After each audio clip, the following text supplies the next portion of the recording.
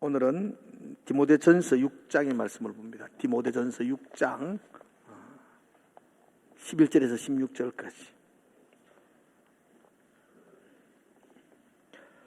디모데전서 6장 11절에서 16절까지입니다. 제가 먼저 11절 읽겠습니다. 오직 너 하나님의 사람아, 이것들을 피하고 의와 경건과 믿음과 사랑과 인내와 온유를 따르며 믿음의 선한 싸움을 싸우라. 영생을 취하라. 이를 위하여 네가 부르심을 받았고 많은 증인 앞에서 선한 증언을 하였도다. 만물을 살게 하신 하나님 앞과 본디오 빌라도를 향하여 선한 증언을 하신 그리스도 예수 앞에서 내가 너를 명하노니, 우리 주 예수 그리스도께서 나타나실 때까지 흠도 없고 책망받을 것도 없이 이 명령을 지키라. 기약이 이르면 하나님이 그의 나타나심을 보이시리니 하나님은 복되시고 유일하신 주권자이시며 만왕의 왕이시며 만주의 주시요 오직 그에게만 죽지 아니함이 있고 가까이 가지 못할 빛에 거하시고 어떤 사람도 보지 못하였고 또 볼 수도 없는 이시니 그에게 존귀와 영원한 권능을 돌릴지어다. 아멘. 아멘. 지난주 요절입니다. 한 주간 동안 우리가 한 절씩 좀 요절을 외우자 그랬습니다. 부부끼리도 같이 좀 외웠으면 좋겠어요. 친구끼리도 좀 외우시고 자녀들과 함께 이렇게 외우시고, 우리 일부의 자녀들은 굉장히 많이 외우고 있습니다. 같이 가족끼리 이 요절을 외웠으면 좋겠습니다. 지난주 요절이 데살로니가 후서 2장 15절의 말씀이거든요. 같이 한번 읽어봅시다. 같이 외워봅시다. 외운 사람은 눈 감고 외워보셔요. 모르시는 분은 또 읽어보시고. 시작. 그러므로 형제들아, 말로나 우리의 편지로 가르침을 받은 전통을 지키라. 아멘. 데살로니가전서 2장 5절의 말씀, 15절의 말씀이죠. 자, 다시 그 디모데전서 6장 12절입니다. 오늘은 디모데전서 6장 12절. 자, 디모데전서 6장 12절 많이 아는 성경 구절이죠. 한번 읽어볼까요? 시작. 믿음의 선한 싸움을 싸우고 영생을 취하라. 이를 위하여 내게 부르심을 받아 많은 증인 앞에서 선한 증언을 하였도다. 아멘. 한 주간 동안 이 말씀 외우시면서 선포된 설교를 좀 기억할 수 있는 시간이 참 되면 참 좋겠습니다. 오늘 설교 제목에 별명이 있습니까? 그렇게 정했습니다. 혹시 여러분 별명이 있습니까? 어제 제가 집사람한테 당신 별명은 뭐였어? 이러니까 고등학교 때 우리 집사람 별명이 조선양귀비였답니다. 어떻게 살았는지 삶이 보이잖아요. 조선양귀비. 여러분 별명이 무엇이었나요? 여러분들은? 별명이란 말은 어떤 대상에 대해서 이름을 부르는 대신에 어떻게 그렇게 호칭을 하는 그런 것들을 별명이라 그러죠. 한자를 사용하는 사회 속에서는 호라고 그렇게 했죠. 호. 그 유명하신 분들은 호를 붙였죠. 알고 있는 호가 뭐냐? 퇴계. 퇴계 아세요? 아시는군요.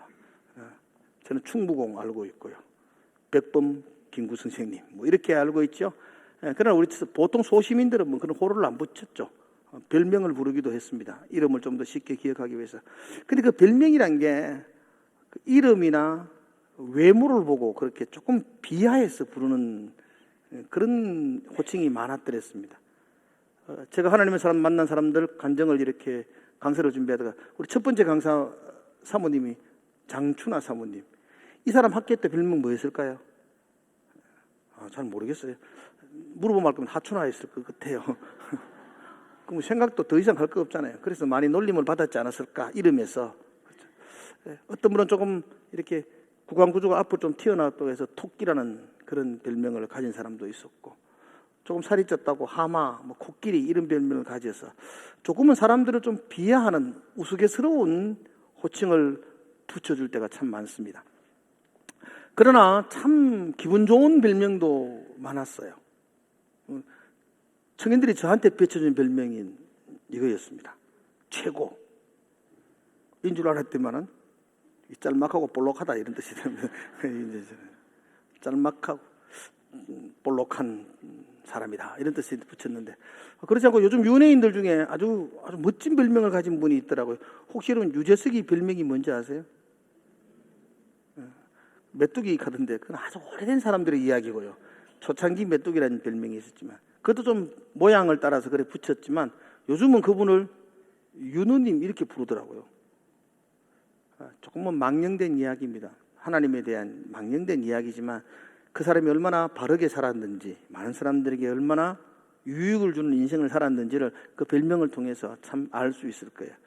참 멋진 별명이 아닌가라는 생각 가집니다. 오늘 바울은 믿음의 아들과 같은, 디모데는 자신의 믿음의 신실한 제자였고 아들이었거든요. 그 아들과 같은 디모데에게 아주 멋진 호칭을 불러줍니다. 오직 너 하나님의 사람아, 이렇게 부릅니다. 오직 너 하나님의 사람아. 이 오직 너 하나님의 사람아, 이 말에는 두 가지 의미가 있어요. 첫 번째 의미로는 내가 볼 때에 너 참 멋있다, 하나님의 사람처럼 멋있게 산다, 그래서 나 너 신뢰해, 나는 믿어, 내가 보기엔 너 참 멋져, 그래서 하나님의 사람이야, 너 하나님의 사람이야 라고 불러주는 의미가 있고요. 또 하나 더 다른 의미가 있다면 너 하나님의 사람이야, 하나님의 사람처럼 살아야 돼, 너 그렇게 얼렁뚱땅 살면 안 돼, 너 하나님의 사람이라는 그 신분에 걸맞도록 너 삶을 살아야 돼 라는 좀 숙연해지게 하는 그런 어떤 권면이 담겨 있는 호칭이기도 합니다. 아마도 이 디모데는 사도 바울을 통해서 너 하나님의 사람아 이런 부름을 받을 때에 긍지와 자부심도 있는 반면에 그래 하나님의 사람처럼 잘 살아야지 라는 다짐과 각오도 함께 했을 호칭이 아닌가, 그런 생각을 가지게 됩니다. 여러분, 이 하나님의 사람이라는 이 호칭은요, 바울이 바나바에게 한 호칭인과 동시에 믿음의 선배가 우리에게 부르는 호칭이기도 합니다. 바나바만 하나님의 사람이 아니고 저도 여러분도 하나님의 사람으로 불려져야 될 것입니다. 그래서 이게 우리의 별명이어야 할 것입니다. 하나님의 사람아, 하나님의 사람아. 저는 직책이 있습니다. 교회에서는 목사라 부르기도 하고, 또 가정에 가면 남편이 되기도 하고, 또 새아이의 아빠가 되기도 합니다. 그러나 저는 여전히 하나님의 사람입니다. 교회에서 장로가 되고 권사가 되고 집사가 되어서 봉사를 하고 있지만 그건 직책이고 여전히 우리의 호칭은 하나님의 사람이어야 할 것입니다. 옆에 분들에게 한번 그렇게 말했으면 좋겠습니다. 집사님은 하나님의 사람입니다. 그렇게 한번. 당신은 하나님의 사람. 눈을 보시면서, 얼굴을 보시면서 한마디 집사님 하나님의 사람입니다. 이 말에는 두 가지 의미가 있습니다. 하나님의 사람이라는 긍지를 가지기도 한 반면에 하나님의 사람처럼 살아야지라는 다짐도 이 말 속에 숨겨져 있을 겁니다. 하나님의 사람, 이 말은 우리의 신앙의 근본이요 뿌리입니다. 이 뿌리가 든든한 나무는 바람에 흔들리지 않는다 그랬잖아요. 그 뿌리가 시냇가에 심겨진 나무가 모든 것들이 형통하다고 말했지 않습니까? 우리의 신분, 하나님의 사람이야. 그거 잊어버리면 안 된다는 것이죠. 어디를 가든지 우리는 우리 스스로를 향하여 나는 하나님의 사람이다 라는 긍지와 하나님의 사람이라는 그 신분을 붙들고 살아야만 할 것입니다. 한번 우리 스스로 외칩시다. 나는 하나님의 사람입니다. 아멘. 예. 오늘 이 디모데 전서는 목회 서신이라고 우리가 제목을 붙입니다. 목회 서신이라는 말은 선배 목사가 후배 목사에게 내가 이렇게 목회해 보니까 너도 이렇게 했으면 좋겠어 라는 권명과 당부가 담겨져 있습니다. 디모데서를 기록한 사람이 사도 바울이거든요. 당시 사도 바울의 나이는 60이 넘었다고 그렇게 학자들이 평가해요. 사도 바울이 이 사도 디모데전서를 기록하고 난 이후에 불과 2, 3년 안에 순교를 합니다. 그러니까 이 디모데전서와 디모데후서 그리고 디도서 이 세 편은 사도 바울의 인생의 가장 마지막 순간에 말년에 마지막으로 기록한 책이다 그렇게 보여져요. 그죠? 60이 넘은 노 사도가 디모데라는 믿음의 아들, 그 젊은 후배에게 내가 목회를 이렇게 해보니까 목회는 이렇게 하는 거야 라고 권면과 마음을 담아 보낸 편지가 디모데전서이거든요. 꼭 목회자만 읽어야 될 책이 아니고요. 믿음의 선배가 우리가 두 발을 이 땅에 살아가는 동안에 이 땅에서 하나님의 사람으로서 어떻게 살아야 되는지에 대한 그리스도인의 삶의 지침에 대해서도 우리가 생각할 수 있는 게 이 디모데전서와 디모데후서라 그렇게 볼 수 있습니다. 어떻게 살아야 되는가? 너 하나님의 사람인데, 너 신분이 하나님의 사람인데 너 어떻게 살아야 될까? 오늘 본문을 통해서 우리가 살펴볼 수 있는 그런 시간들을 가져야 할 것입니다. 바울은 총 3번 감옥에 갇힙니다. 우리가 그렇게 구별을 하는데 뭐 어떻게 꼭 3번이라고 말할 수는 없습니다. 첫 번째로 3번의 전도 여행을 거쳐서 그가 예루살렘에 갔다가 예루살렘의 폭도들에게 결박을 당해서 가이사라는 감옥에서 바울이 옥고를 치릅니다. 그때가 첫 번째 옥고를 치르는데 2년간 감옥에서 삽니다. 한 2년간 감옥 생활을 하고 난 이후에 바울이 로마 황제에게 항소를 합니다. 나 로마 시민인데 나 이렇게 재판받는 게 아니고 로마로 가서 재판을 받아야겠다. 그렇게 항소를 하면서 바울이 그 배를 타고 로마로 압송을 당하죠. 그때 유로고라는 광풍을 만나고 사도행전에 그런 이야기들이 막 기록되어져 있잖아요. 광풍을 만나고 로마로 가서 그 로마에서 또다시 2년간 옥고를 치릅니다. 그때 옥고는 쇠창살에 있는 감옥에 있는 것이 아니고 그때는 같은 연금이라고 그랬었죠. 굉장히 좀 뭐 바울이 마음대로 다닐 수는 없지만 오는 사람들을 맞이할 수 있는 좀 자유로운 그런 공간에서 그가 2년을 보내게 됩니다. 그리고 2년 후에 바울이 석방을 당합니다. 왜냐하면 바울을 고소했던 유대 지도자들이 로마까지 법정으로 오지 않습니다. 그래서 뭐 증거가 없으니까 바울이 일단은 석방을 당하고요. 석방을 합니다. 그리고 석방을 한 후 사도행전은 여기서 끝이 납니다. 근데 그 뒤편의 역사학자들이 보면 석방을 한 후 바울이 스바냐로 가서 복음을 전합니다. 그러니까 바울의 평생 꿈이 내가 스바냐로 가야 하겠다. 스페인이죠. 그때는 땅끝이라 생각했습니다. 그 땅끝 스바냐까지 복음을 전하고 바울이 돌아오면서 골로새서를 걸치고 그리고 에베소를 거칩니다. 그리고 마게도냐 지방의 빌립보로 가서 거기서 다시 결박을 당하고 로마로 압송되어서 순교를 하게 되는 거죠. 그렇게 거쳐오는 동안에 그때의 에베소의 믿음의 후배였던 디모데가 그곳에서 목회를 하고 있었어요. 그러니까 바울의 뒤를 이어서 에베소의 교회를 섬겼던 사람이 이 디모데입니다. 제가 역사 이야기를 쭉 하는 이유는 디모데는 지금 어디에 있고 바울은 지금 이제 곧 순교를 앞두고 있는데 어디까지 와 있고 바울은 지금 에베소를 거쳐서 빌립보에 와서 로마 감옥으로 가는 그 단계입니다. 그때 디모데전서를 썼고 로마 감옥으로 가서 순교를 당하기 얼마 전에 디모데후서를 쓰게 됩니다. 그러니까 그의 생의 마지막 순간을 자신의 뒤를 이어서 에베소 교회를 담임하고 있는 그 디모데에게 그가 유언적 설교를 하고 있습니다. 이 바울과 이 디모데의 만남은 1차 전도 여행 때에 이루어집니다. 이 디모데가 루스드라는 곳에서 살았습니다. 그의 어머니, 혹시 디모데의 어머니가 누군지 아세요? 아셔도 말 안 하시겠죠? 목사 네가 아나 모르나 지금 보고 계시는 건데 디모데의 어머니가 유니게입니다. 그죠? 유대인입니다. 아버지는 헬라인인데 이름이 기록되어 있지 않습니다. 할머니가 혹시 아세요? 디모데는 할머니 이름도 기록되어 있어요. 로이스라고. 어머니 유니게와 할머니 로이스에게서 디모데는 신앙의 신실한 교육을 받았던 청년이었습니다. 그러던 그가 1차 전도 여행 때에 루스드라에서 바울을 만납니다. 그리고 예수를 믿게 됩니다. 그리고 신실한 예수의 제자가 됩니다. 그리고 2차 전도 여행을 떠나면서 바울은 다시 루스드라 들렸을 때에 디모데는 한창 더 성장해 있었고 그때 바울은 디모데에게 세례를 베풀고 디모데의 손을 이끌고 모든 전도 여행을 함께 동행을 했었어요. 그래서 바울이 2차 전도 여행 때부터 디모데가 같이 옆에서 동행하면서 같이 복음을 전했던 전도자였고 그리고 에베소 교회에 바울이 그를 남겨두어서 목회를 하도록 했던 후배 목사였더랬습니다.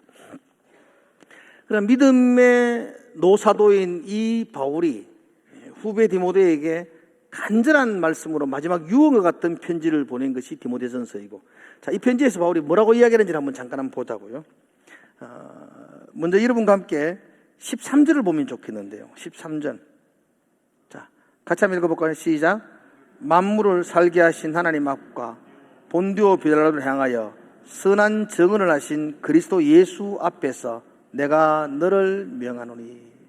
하나님과 예수님 앞에서, 하나님과 예수님을 걸먹거리면서 바울은 디모데에게 내가 너를 명한다 그랬어요. 굉장히 강력한 의조로 명령한다 그랬어요. 더 나아가서 14절은 이렇게 말하거든요. 우리 주 예수 그리스도께서 나타나실 때까지 흠도 없고 책망받을 것도 없이 이 명령을 지키라, 이렇게 말합니다. 주님이 나타나실 때까지, 네가 주님 앞에 갈 때까지 흠없고 책망받을 것이 없도록 하기 위해서 네가 이 명령을 지키라고 말합니다. 그래서 바울은 어느 때보다도 강력한 의조로 디모데나 믿음의 후배인 우리들에게 너 하나님의 사람이니까 하나님 앞에 갈 때까지 이 명령을 너는 반드시 지켜야 한다라고 말씀합니다. 그럼 반드시 지켜라고 말씀하는 그 명령이 무엇인가 11절과 12절에 보면 나옵니다. 그 명령은 이렇게 되어 있습니다. 잘 한번 볼까요?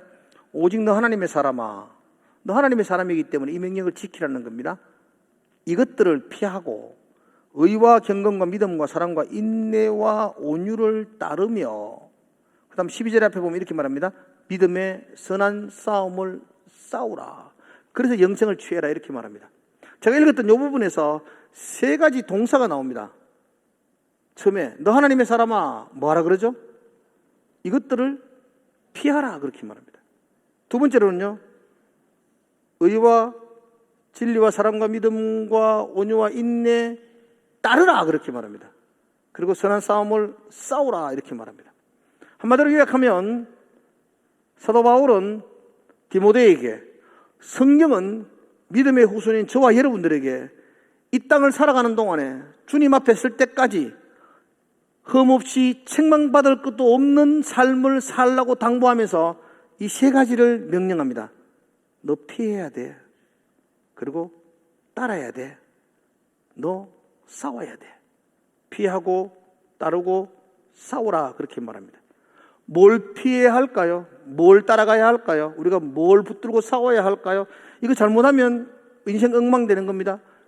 피해야 할 것을 따라가고 따라야 할 것을 피하고, 그죠? 타협할 것을 싸우고, 그죠? 싸우지 말아야 할 것을 싸우고, 이러면 인생 망치는 겁니다. 오늘 이 세 가지 현재 동사를 살펴보면서 하나님의 사람이 이 땅에서 무엇을 피해야 하며 무엇을 따라야 하며 뭘 붙들고 살아야 하는지를 한번 여러분과 함께 살펴보려고 합니다. 하나님의 사람이기 때문에 이거 살펴보셔야 됩니다. 하나님의 사람이 아닌 사람은 이거 상관없습니다. 근데 하나님의 사람들은 남겨진 삶 속에서 피하고 따르고 싸우는 삶을 살아야 합니다. 먼저 피하라. 피하라는 말은 도망하라는 말과 같습니다. 근데 여기 바울은 여기 성경에 말하기를 오직 너 하나님의 사람아 뭘 피하라 그러죠? 그렇죠? 이것들을 피하라, 그렇게 말합니다. 인생을 살면서 우리가 피해야 될 것들이 참 많습니다. 근데 바울은 디모데에게 내 피해야 될 것 너무 많아. 그런데 너 하나님의 사람이잖아. 너 목사잖아. 이것만큼은 꼭 피해야 돼 라고 강조한 게 있습니다. 이것을 피하라. 이것들을 피하라, 그렇게 말합니다.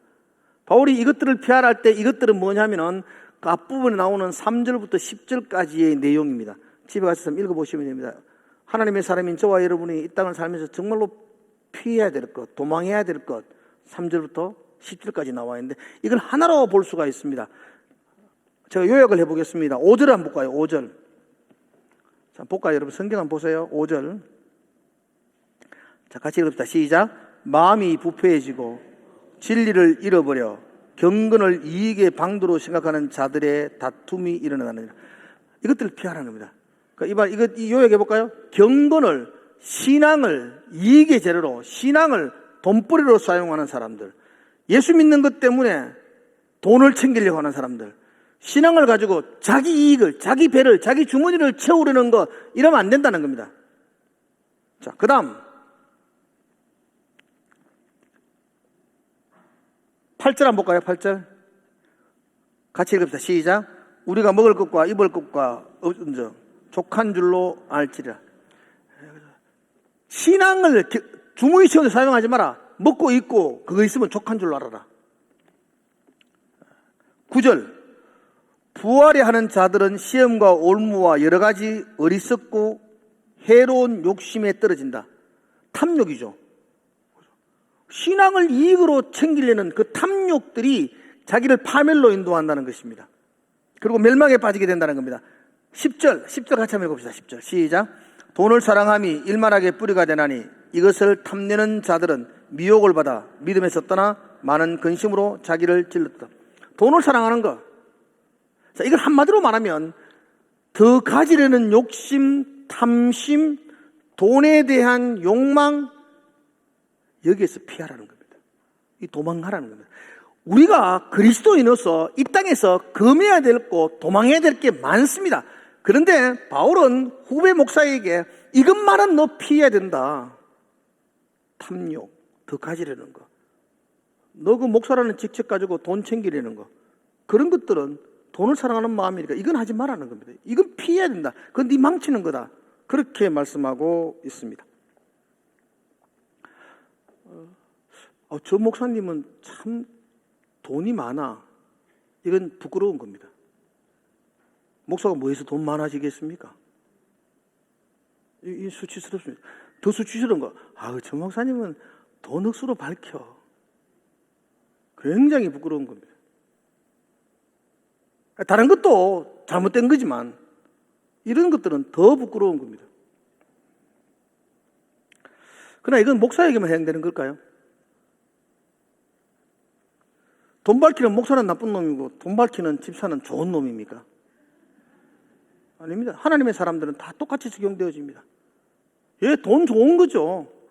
그러나 돈을 사랑하며 그것으로 경건을 이용해서, 신앙을 이용해서 그 주머니 챙기려는 것, 그건 다 악한 거다. 하나님의 사람들은 이것들에서 피하라, 그렇게 말하고 있습니다. 돈에 대한 이야기 조금만 더 해보겠습니다. 마태복음 16장에서 하나님은 그 불의한 재물이라는 이야기를 했습니다. 불의한 재물. 여러분, 돈이 불의한 게 있고 돈이 의로운 게 있나요? 어떤 돈은 의로운 돈이고 어떤 돈은 불의한 돈인가요? 어떻게 평가하나요, 여러분들? 여러 가지 평가할 수 있을 겁니다. 근데 제가 오늘 기준을 딱 정해줄 테니까 여러분들 잊지 말았으면 좋겠어요. 무엇이 불의한 재물이고 무엇이 의로운 재물인가에 대한 명확한 기준을 여러분과 함께 설정을 하시는 게 좋을 것 같아요. 이러면 이건 불의한 재물입니다. 이건 의로운 재물입니다. 어떻게 구별할 수 있느냐? 우리는 하나님의 사람이거든요. 하나님 안 믿는 사람하고는 이거 적용이 안 됩니다. 하나님의 사람들이거든요. 여러분, 하나님의 사람들이기 때문에 여러분들의 주머니에 소유하고 있는 재물이 누구 것인가요? 여기는 잘하는데 이쪽은 대답 안 해. 나 하나님의 사람입니다. 그러므로 내가 소유하고 있는 이 돈은 누구 것인가요? 확실합니까? 예. 그러면 여러분이 가지고 있는 그 돈은 의로운 돈입니다. 이건 하나님의 것입니다. 나는 관리하는 청직입니다. 이런 마음을, 이런 가치관을 가지고 있으면 우리가 가지고 있는 이것은 의로운 거가 됩니다. 그러니까 불의한 게 뭐냐? 이건 내가 땀 흘려 버린 돈이고 내가 노력하면 버린 돈이고 나의 돈이고 내 것이고 나를 위해서, 내 가족을 위해서만 내가 사용하겠다고 마음먹는 생각, 이럴 때 그 돈은 불의한 돈이 됩니다. 왜냐하면 하나님의 사람들에게 있어서 모든 것들은 하나님의 것인데 하나님의 것이 아니라 내 것이라 생각될 때에 그건 다 불의한 것이 되어버립니다. 악한 것이 되어버리고 만다는 것입니다. 누가복음 16장 19절 이하에 보면은 부자와 거지 나사로에 대한 이야기 나옵니다. 제가 한번 읽어드릴게요. 여러분 보여요. 여러분, 한 부자가 있어 자색 옷과 고운 벼옷을 입고 날마다 호화롭게 즐기더라. 부자가 있어요. 그럼 부자예요. 자색옷을 입어요. 자색옷이라는 말은 당시 염색을 가장 어렵게 하는, 염색할 때 가장 어려운, 그러니까 돈이 가장 비싼 옷입니다. 요즘 말하면 요즘 무슨 옷이 비싸요? 똥도 있고 그런 거 있잖아요. 그런 옷을 입었다는 겁니다. 아주 명품으로 걸쳤다는 겁니다. 고운 배옷도 마찬가지고요. 이 사람은 자기를 위해서 자기 몸에 엄청난 것들을 치장했습니다. 그리고 뭐라고 말합니까? 날마다 호화롭게 즐기더라. 이 부자의 삶입니다. 그런데 나사로라는 이름하는 한 거지가 있는데 헌데투성이로 그의 대문 앞에 버려진 채 있더라. 그 부자의 상에서 떨어지는 것으로 배불리를 하며 심지어 개들이 와서 그 헌데를 핥더라. 이 나사로의 삶입니다. 우리는 이 이야기를 잘 알고 있습니다. 이건 비유입니다. 이 이야기의 끝은 나사로도 죽고 부자도 죽습니다. 부자는 아브라함의 품에 안겨서 하나님의 천국을 만끽합니다. 나사로가. 부자는 하나님 나라와 상관없습니다. 그는 지옥에 떨어집니다. 그런데 여러분, 부자가 왜 지옥에 가야 되죠? 부자기 때문에 지옥 가야 됩니까? 그럼 지금 여러분 부자 없네요. 부자는 다 지옥 가는 겁니까? 아니면 이 부자가 나쁜 방법으로 돈을 모았습니까? 그런 것도 없습니다. 근데 왜 부자가 지옥 가야 됩니까? 얼마나 억울합니까? 한 가지 이유가 있습니다. 19절에 말합니다. 그는 날마다 자색옷과 고운 베옷을 입고 날마다 호화롭게 잔치를 벌이더라. 그는 자기가 있는 재물을 자기 것이라 생각했고 자기만을 위해서 사용했습니다. 그래서 그는 불의한 재물을 붙들고 사는 사람이 되었습니다. 불의한 재물을 붙들고 사는 사람들은 하나님 나라와 상관없습니다. 하나님이 그렇게 말하죠. 하나님 있냐? 재물 있냐? 이 말을 다른 말로 번역하면요, 하나님과 재물을 겸하여 섬기지 못한다. 이 말은 하나님과 만몬을 겸하여 섬기지 못한다. 그 우상입니다. 하나님의 것을 내 것이라고 생각하고 하나님의 것을 내 마음대로 나를 위해서만 사용하는 것은 우상 숭배입니다. 만몬이즘이 되는 거죠. 그 사람은 불의한 재물을 의지하고 살아가는 사람들입니다. 하나님의 나라와 아무 상관이 없습니다. 또 그런 이야기도 나오잖아요. 농사를 잘 지었어요. 우리로 말하면 사업을 했는데 대박이 났어요. 그 부자가 뭐 했습니까? 창고 계속 지었어요. 그리고 야, 이제 편안히 쉬자, 잘 놀자, 잘 먹자. 그때 성령께서 안타깝게 이야기하잖아요. 그게 다 네 끼냐? 네 끼가? 그게 네 끼라고 생각하느냐? 그게 불의한 재물이 되는 거죠.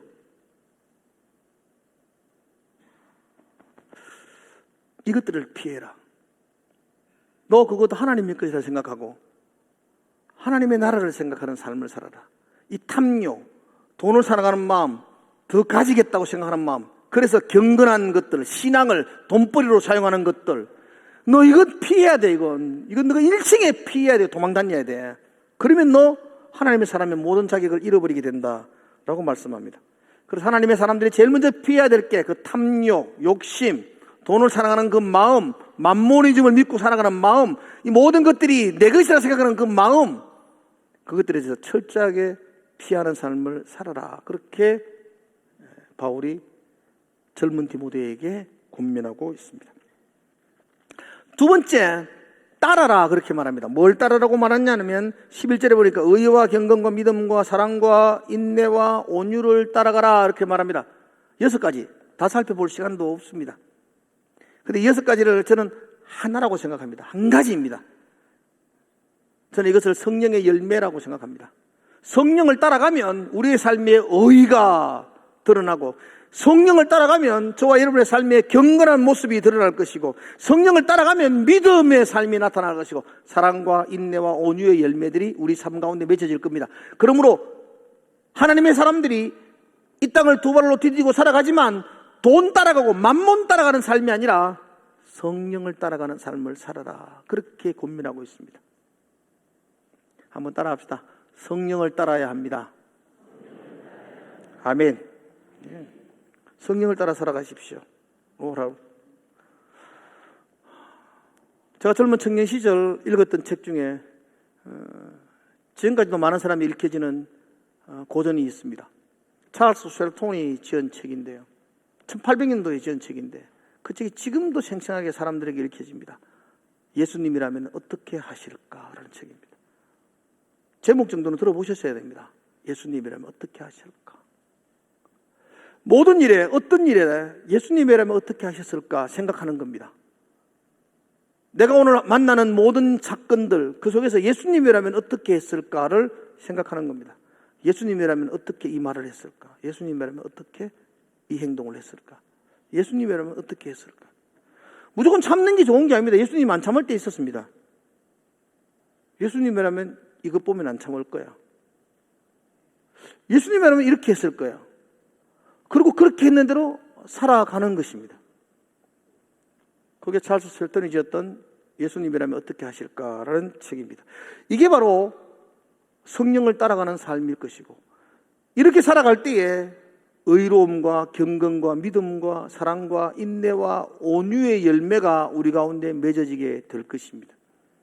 우리가 뭘 따라가야 돼요? 만몬을 따라가며 살겠어요? 근데 무슨 의의가 드러나겠습니까? 우리가 돈을 사랑하는 마음 붙들고 세상을 따라가는데 무슨 경건과 사랑이 드러나겠습니까? 하나님의 사람은 그렇게 살면 안 된다는 겁니다. 그런 것들에 대해서 도망하고 성령에 순종하며 살아가라는 겁니다. 성령을 따라가라. 그러면 네 삶 속에서 의로움과 경건함들과 아름다운 사랑들과 인내와 온유함들이 드러나게 될 것이다 라고 말씀하고 있습니다. 우리가 그렇게 성령을 따라 살지 않으니까 그런 열매들이 나타나지 않는다. 그게 안타까움이다. 바울은 그렇게 이야기합니다. 인도에서 제일 유명한 성자 같은 사람들 있죠. 성자, 인도의 성자. 인도 성자 하면 한 사람밖에 모릅니다. 간디, 마하트마 간디. 여러분, 간디는 평생 성경을 옆에 끼고 살았다고 합니다. 특별히 마태복음의 산상수훈은 간디가 다 외울 정도였다고 합니다. 심령이 가난한 자는 복이 있나니, 애통한 자는 복이 있나니. 아, 이렇게 살아야지. 간디는 늘 묵상했습니다. 그래서 무저항 비폭력주의, 그렇게 인생을 살지 않습니까? 어느 날 기자가 이런 사실을 알기에 간디에게 물었습니다. 선생님은 기독교에 대해서 어떻게 생각하십니까? 그렇게 물었어요. 간디가 기자에게 그렇게 대답했습니다. 나는 예수님을 참 좋아합니다. 예수님을 참 존경합니다. 그러나 나는 그리스도인들은 좋아하지 않습니다. 예수님은 존경하지만 그리스도인은 좋아하지 않는답니다. 그래서 다시 기자가 물었습니다. 왜 그렇습니까? 무엇 때문에 그리스도인들을 싫어하십니까? 물으니까 간디가 그런 말을 했습니다. 그리스도인들은 예수님을 닮으려고 하지 않습니다. 예수님을 따라 살지 않습니다. 그래서 저는 그리스도인들을 좋아하지 않습니다. 그렇게 말합니다. 참 부끄러운 것 아니겠습니까? 그리스도인이라고 하면서도 그리스도를 따라 살지 않는 삶, 그리스도인이라고 하면서도 그리스도와 상관없는 삶을 사는 사람들, 하나님의 사람이라고 하면서도 불구하고 성령을 따라 살지 않는 사람들, 그러면 그건 그 호칭에 걸맞지 않지 않습니까? 그래서 하나님의 사람이라면 성령을 따라 사셔야 됩니다. 예수 닮는 삶을 사셔야 됩니다. 예수님이라면 어떻게 하셨을까 생각하며 말하고 행동하는 시간들을 가져야만 합니다. 그게 하나님의 사람들의 모습입니다. 그게 예수 믿는 모습이고 예수 닮는 모습입니다.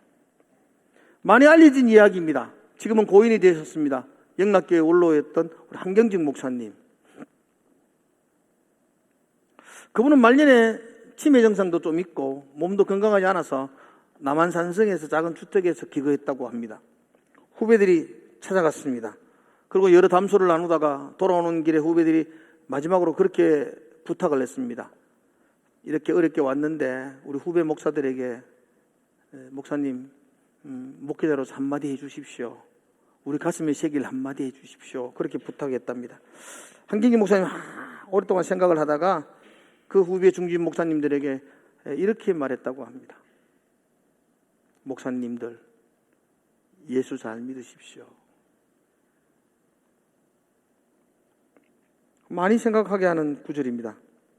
예수 잘 믿으면 의와 경건과 믿음과 사랑과 인내와 온유의 열매가 우리 삶에 맺어지게 될 것입니다. 그것이 성령을 따라가는 삶입니다. 하나님의 사람들이 어떻게 살아야 되는가? 예, 피해야 될 게 있습니다. 그리고 붙들고 따라가야 될 게 있습니다.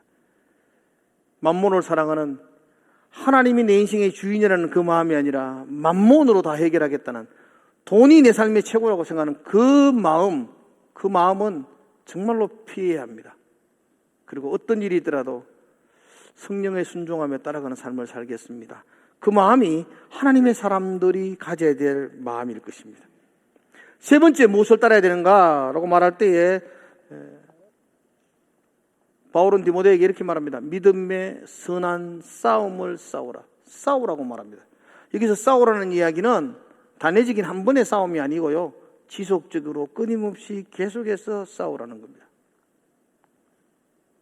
믿음이라는 하나님이 내게 주신 무기, 선물이 믿음입니다. 여러분 가슴속에 믿음, 그 믿음 붙들고 선을 위해서, 선한 일을 위해서 끊임없이 지속적으로 힘써서 싸우라고 그렇게 말씀하고 있습니다.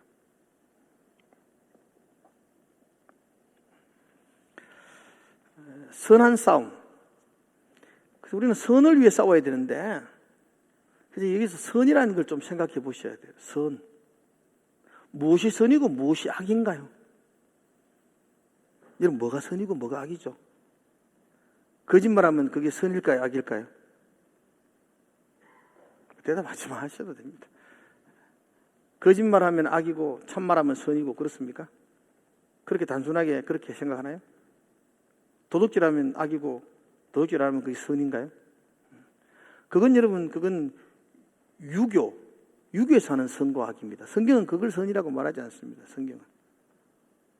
성경에서 말하는 선을 따라 살아야 되죠, 우리가. 그죠? 유교 따라가 살아면 안 되잖아요. 도덕을 따라 사는 게 아니거든요. 성경에서는 뭐가 선이라고 그러냐? 여러분, 성경에서 선 참 어렵습니다. 성경에서는 선을 하나님 외에는 선한 게 없다고 말합니다. 하나님만 선한 겁니다. 그러므로 하나님이 하시는 말씀이 옳습니다. 그게 선입니다. 하나님이 아니라 그러면 아닙니다. 그게 선입니다.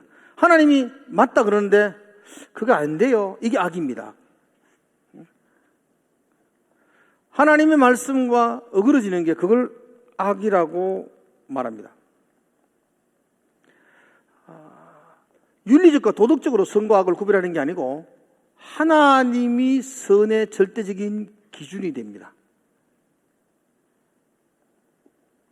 근데 사람들은 내 가치관과 내 세계관과 내 생각이 옳은 것을 선이라고 우기려고 합니다. 그게 본성입니다. 근데 그게 악입니다.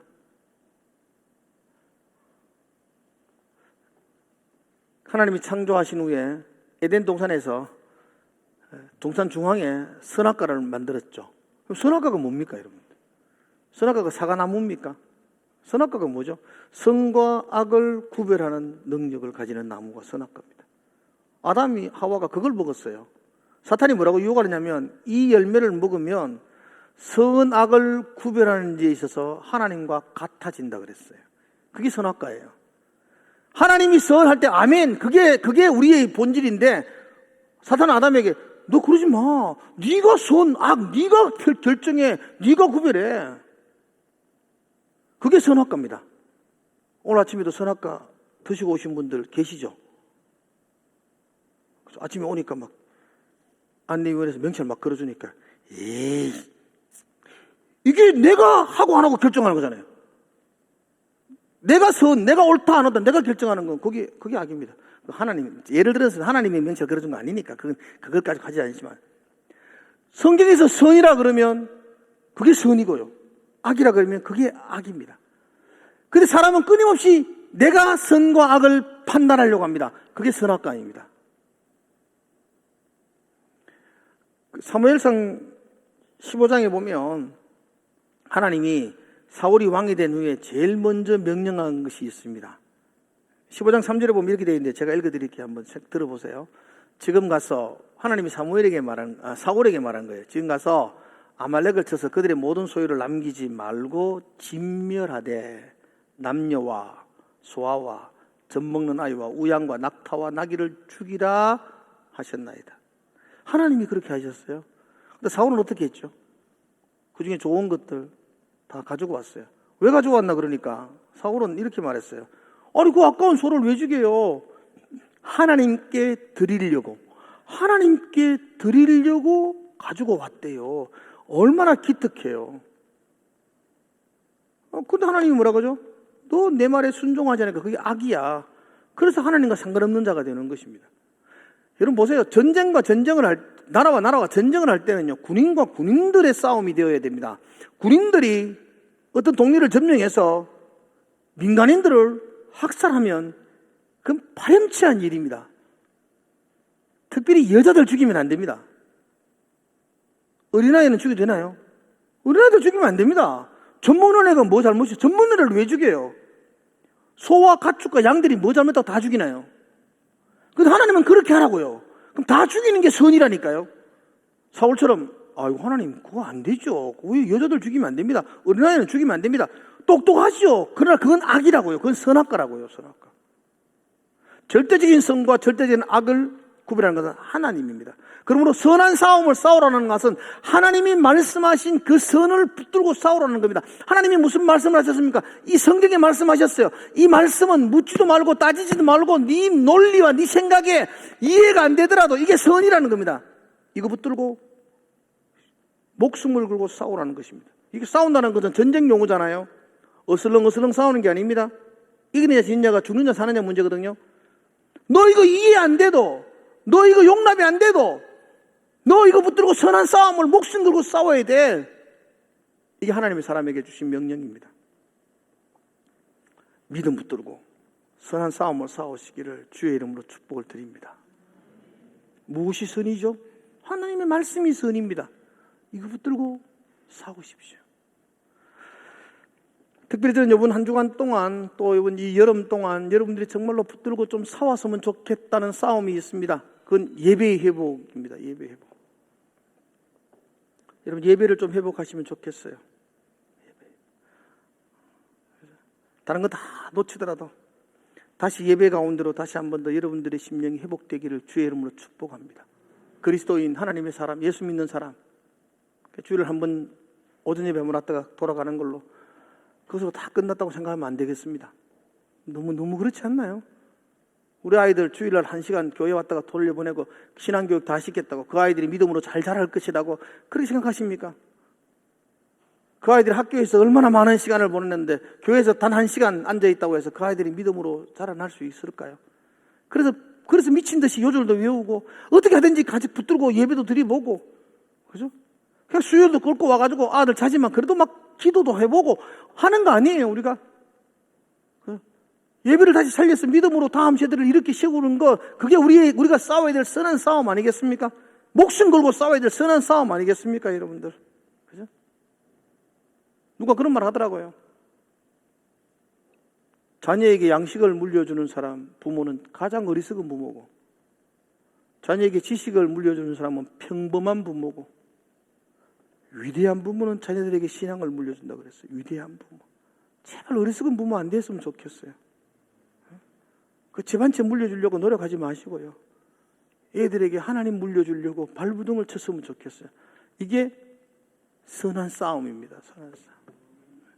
예배를 하찮은 것으로 생각하는 악한 자들과 예배의 생명을 걸며 살아야 될 그리스도 하나님의 사람들이 생명 걸고 싸워야 되는 게 그게 선한 싸움이죠. 요즘 예배 하찮게 생각하잖아요. 그냥 TV 틀면 다 예배하잖아요.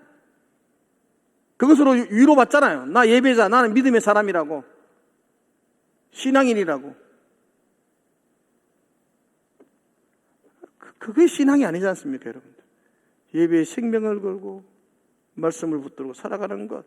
그럼 내 다음 세대들에게 정말로 예배를 물려주기 위해서 믿음의 선한 싸움을 목숨 걸고 사는 것. 그게 우리에게 하시는 하나님의 말씀 아니겠습니까? 오늘 말씀을 여러분들과 함께 그냥 여러분 스스로가 묵상하며 돌아봤으면 좋겠습니다.